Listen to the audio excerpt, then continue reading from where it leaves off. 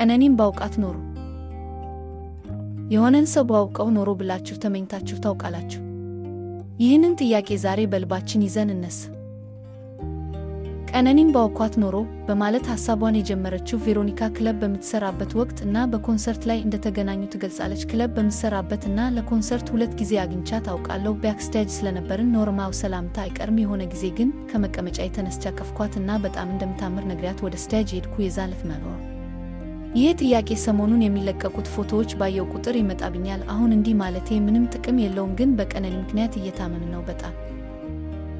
ድምፃዊት ቬሮኒካ አዳና በይፋዊ የማህበራዊ ትስስር ገጹ ሰለሟች ቀነኒ አዱኛ ያሰፈረችው ልብ የሚነካ ቃል ነው። ይህንን ስናስታውስ በሕይወት እያለን ለሰዎች ያለንን ፍቅርና አድናቆት ለመግለጽ አንዘጊ።